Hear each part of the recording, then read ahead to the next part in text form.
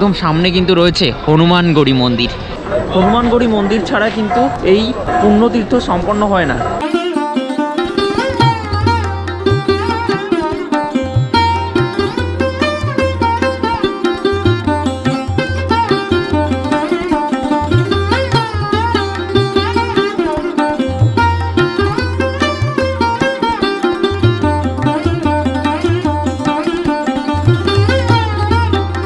জয় শ্রীরাম বন্ধুরা, এই মুহূর্তে 21শে জানুয়ারি, এখন বাজে হচ্ছে রাত্রি 8:30। এসে পৌঁছেছিলাম অযোধ্যায় বারাসাত থেকে। কলকাতায় এসে কলকাতা থেকে আবার বারাণসী থেকে বাসে করে তারপরে অযোধ্যায় আসলাম। টোটালি একটা জার্নির video, Kolkata to Ayodhya train journey, totally একটা ব্লগ আপলোড করেছি। মানে কিভাবে কি আসলাম না আসলাম, ট্রেন জার্নি না বাসের জার্নিও আপলোড করেছি। আগের ভিডিওতে তোমরা দেখে নিও। আর এখন রাত্রি 8:30 বেজে গিয়েছে। মানে তারপরে এডিট করে ব্লগটা আপলোড করে তারপরে কিছু খাওয়া দাওয়া করে নিয়েছিলাম, কারণ সারা রাতটা কাটাতে হবে। খাওয়া দাওয়া করে শরীরে একটু এনার্জি বৃদ্ধি করে নিয়েছি। এবার আর কি মন দিয়ে ভালোভাবে ব্লগটা করতে পারবো। এখানে আর কি সাউথ ইন্ডিয়ান খাবার পাওয়া যাচ্ছিল, ধোসা আর সাথে ওই ছাতুর বড়া টাইপের, লাড্ডুতা টাইপের, ওই টাইপের জিনিস খেয়ে নিয়েছি। তো সেটা আর তোমাদেরকে দেখিয়ে ভিডিওটা বড় করলাম না। তো তোমাদেরকে দেখিয়ে রাখি, আমি এই মুহূর্তে দেখতে পাচ্ছ এরকম সুন্দর একটা ফাঁকা জায়গায় রয়েছি। আর এই যে জলপ্রবাহটা তোমরা দেখতে পাচ্ছ, জলটা এখান দিয়ে চলে যাচ্ছে খাল মতন, এটা কিন্তু কেটে দেওয়া হয়েছে। মানে এখান থেকে সুন্দর একটা ঝিল মতন আর কি তৈরি করা হয়েছে সরোজিনী নদী থেকে। আমরা সকলেই জানি যে প্রভু শ্রী রাম জন্মভূমি কিন্তু অবস্থিত সরোজিনী নদীর তীরে। তো আজকের এই ভিডিওতে তোমাদেরকে দেখাতে চলেছি প্রভু শ্রী রাম জন্মভূমি, মানে 22শে জানুয়ারি তো উদ্বোধনের আগের দিন 21শে জানুয়ারি কিভাবে সজ্জিত হয়ে উঠেছে এবং রাতের বেলা আমরা এখানে কিভাবে কাটাচ্ছি। তো তোমাদেরকে বলে রাখি, আমরা যেহেতু কোনো প্ল্যান না করে হঠাৎ করে চলে এসেছি, সে কারণে আমরা আগে থেকে মানে এখানে এসে কোনো হোটেল কিছু পাইনি। দেখা যাক কিছু পাই কিনা, পেলে তো ভালো, আর যদি না পাই এভাবেই রাত কাটিয়ে দেবো ঘুরতেই প্রভু শ্রী রাম জন্মভূমিতে।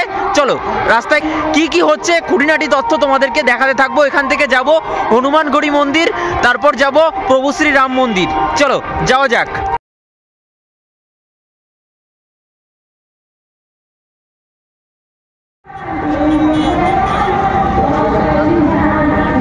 তো দেখো এইদিকেই হচ্ছে রাম মন্দির, সকলে কিন্তু এইদিকে যাচ্ছে, সকল রাম ভক্তরা দেখতেই পাচ্ছ।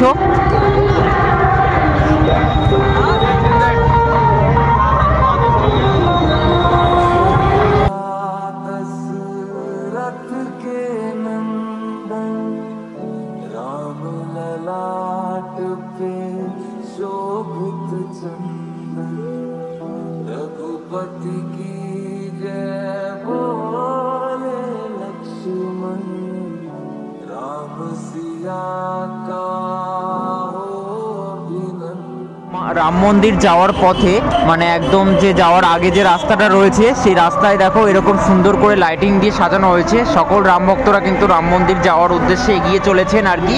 দেখো এখানে ছোটোখাটো মন্দির রয়েছে, এই যে দেখতেই পাচ্ছ। চলো আমরাও সামনের দিকে এগিয়ে যাই।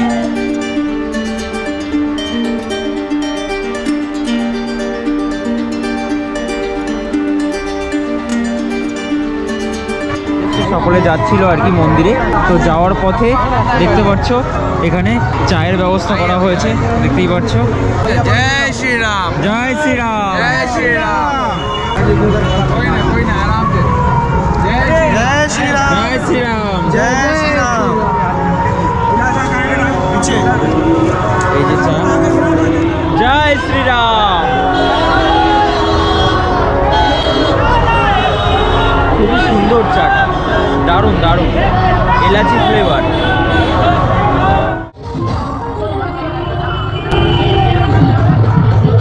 তো হ্যালো বন্ধুরা, মোটামুটি 1 কিলোমিটার মতন হাঁটার পর, এই রাস্তা ধরে 1 কিলোমিটার মতন হাঁটার পর চলে আসলাম এই যে সামনে, তোমাদেরকে দেখাই। তোমাদের সামনে দেখাই। তো দেখো এই যে এখানে লেখা রয়েছে হনুমানগড়ি মন্দির, এই যে শ্রী হনুমানগড়ি দেখো লেখা রয়েছে। চলো সামনে গিয়ে তোমাদেরকে দেখাচ্ছি।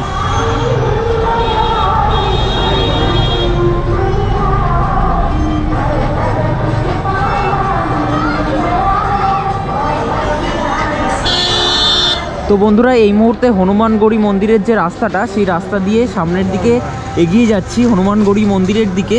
আর তোমাদেরকে দেখিয়ে রাখি, এই মুহূর্তে কিন্তু ঘড়িতে বাজে 9:30, অর্থাৎ 9:29 বাজে এখন। দেখতেই পাচ্ছ সকলে কিন্তু হনুমানগড়ি মন্দিরের দিকে যাচ্ছে। তো বন্ধুরা তোমাদেরকে হনুমান সম্পর্কে কিছু কথা বলে রাখি। তোমরা সকলে জানো যে প্রভু শ্রী রামচন্দ্রের সবচেয়ে বড় ভক্ত ছিলেন এই হনুমান।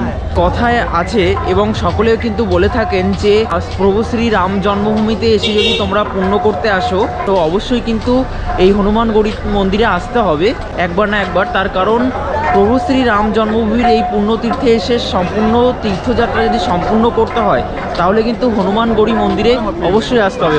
হনুমানগড়ি মন্দির ছাড়া কিন্তু পুণ্যতীর্থ সম্পন্ন হয় না, যেটা কিন্তু প্রভু শ্রী রামচন্দ্র নিজেই বলে গিয়েছেন। বন্ধুরা ফাইনালি হাঁটতে হাঁটতে কিন্তু আমি চলেই আসলাম। দেখতেই পাচ্ছো এই যে একদম সামনে কিন্তু রয়েছে হনুমানগড়ি মন্দির, যেটা কিন্তু এতদিন আমি নিউজ চ্যানেলে এবং অনেক ইউটিউব চ্যানেলে দেখেছি। আজ কিন্তু পুরো নিজ চোখে সম্মুখে দাঁড়িয়ে দেখছি। ওয়াও, দারুণ একটা ব্যাপার। হনুমানগড়ি মন্দিরের একদম সামনে চলে এসেছি। সমস্ত দৃশ্য তোমাদের সামনে সিনেমাটিক ভিউয়ের মাধ্যমে তুলে ধরছি।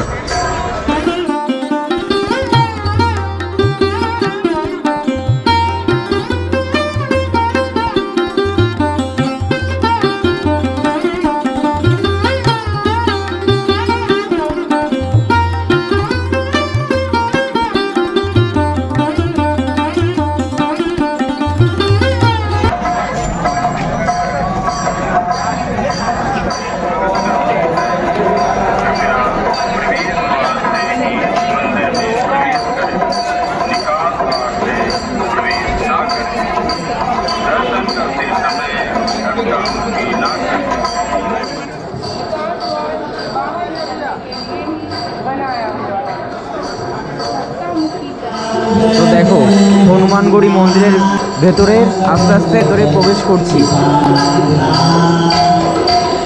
তো এই সমস্ত জায়গায় জুতো খুলে যেতে হবে। চলো জুতো খুলে যাই।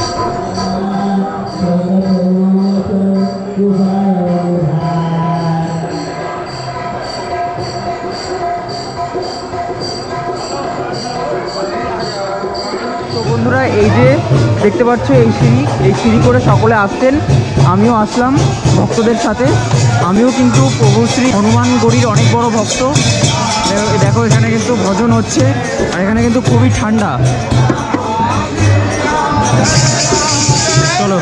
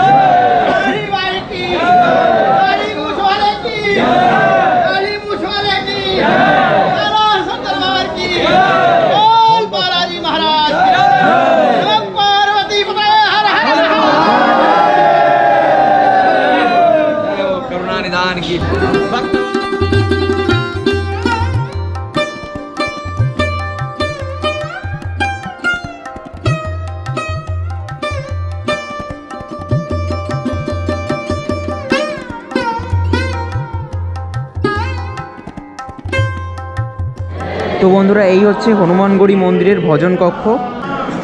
সকলে রামের নাম নিচ্ছেন, রাম নাম করছেন। দেখো এই যে মহারাজ রয়েছেন।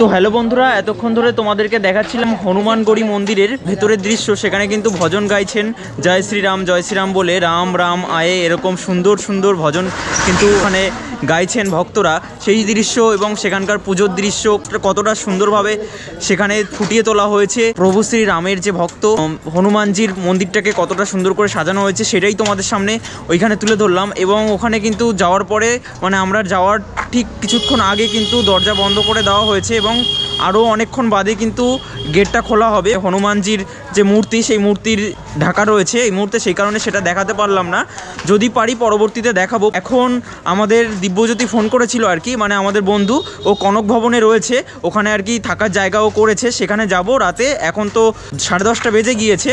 তো এই যে তোমাদেরকে দেখাচ্ছি হনুমানগড়ি মন্দির এর খুব কাছেই কিন্তু রয়েছে কনক ভবন। এই যে কনক ভবন দেখতেই পাচ্ছ, বিভিন্ন ভাষায় কিন্তু এখানে লেখা রয়েছে।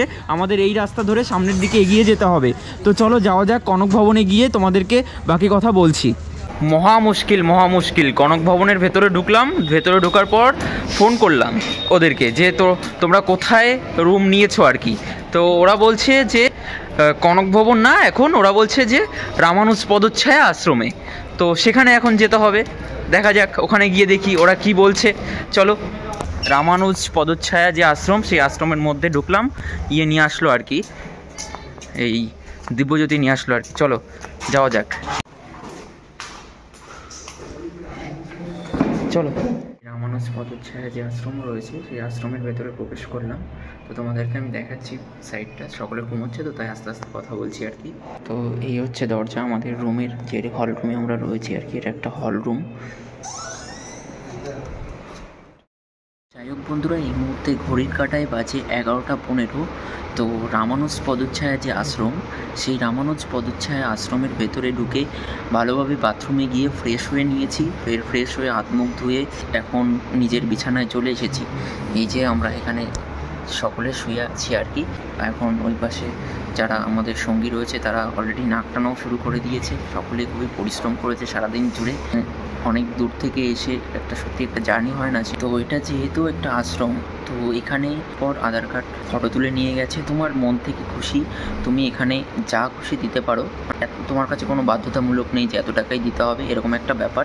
মানে মন থেকে তুমি 100-200 যেটাই যা খুশি তুমি দিতে পারো, কোনো রকম কোনো অসুবিধা নেই। এখানে কোনো খাট বা পালঙ্ক এরকম কোনো ব্যবস্থা নেই, এমনি বিছানা থাকে, সেটা তোমাদেরকে দেখাচ্ছি।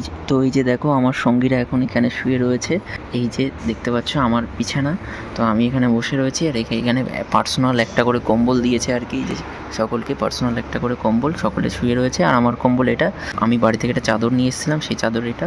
আর আমার বিছানার পাশে আরেকটা বিছানা রয়েছে, বাট কেউ শোয়নি। তো আমার এই যে বিছানা মোটামুটি আমি এখানে গুছিয়ে নিয়েছি, দেখতেই পারছো। আর একটা বিস্কুট রয়েছে, এখন এটা রাতে খাবো। বাইরে থেকে এমনি খাওয়া দাওয়া করে এসেছি, তবু একটা বিস্কুট রেখেছি আর কি, যখন একটু কিছু খেতে ইচ্ছা করবে খাবো আর কি। যাই হোক, এই ছিল হচ্ছে আজকের মোটামুটি জার্নি। কথা বলতে বলতে 11:15 থেকে 11:20 বেজে গিয়েছে। এখনকার মতো ঘুমিয়ে পড়ি, তারপরে সকাল হলে তোমাদের সাথে আবারও কথা বলছি। আপাতত এখনকার মতো গুড নাইট জানাচ্ছি। সুপ্রভাত বন্ধুরা, এই মুহূর্তে আমি দাঁড়িয়ে রয়েছি আমরা রাতে যেখানে স্টে করেছিলাম আর কি, শ্রী রামানুজ পদচ্ছায়া যে আশ্রমটা, এই যে ভবন, এই ভবনের একদম সামনে দাঁড়িয়ে রয়েছি। তো আজ হচ্ছে 22শে জানুয়ারি, চিরস্মরণীয় দিন হতে চলেছে আজকের এই দিনটি। তো আজকে হচ্ছে উদ্বোধন হতে চলেছে রাম মন্দির। তো বন্ধুরা, এই যে তোমরা দেখতে পাচ্ছ শ্রী রামানুজ পদচ্ছায়া আশ্রম, তো এখানে কিন্তু আমরা রাত্রেবেলা ছিলাম। দেখো এখানে কিন্তু ঠিকানাটা এখানে খুব সুন্দর করে লেখা রয়েছে একটা ডিসপ্লেতে। আর আমাদের আশ্রমের সামনে দেখো হনুমানজিরা রয়েছেন, বুঝতেই পারছো, বজরঙ্গী। আনন্দের বিষয়, রাম থাকবে, রাম ভক্ত থাকবে না এমন তো হতে পারে না, তাই না? তো যেতে যেতে দেখো এখানে কাশ্মীরি চায় দিচ্ছে, দেখো এখান থেকে কাশ্মীরি চায় আমিও নিয়ে নিলাম।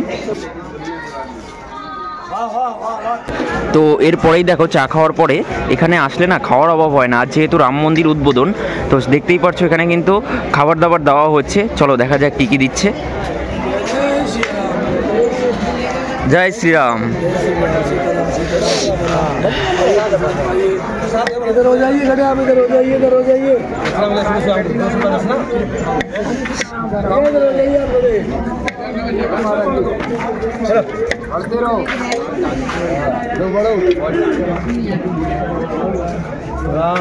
लड़का क्या कहा आपने?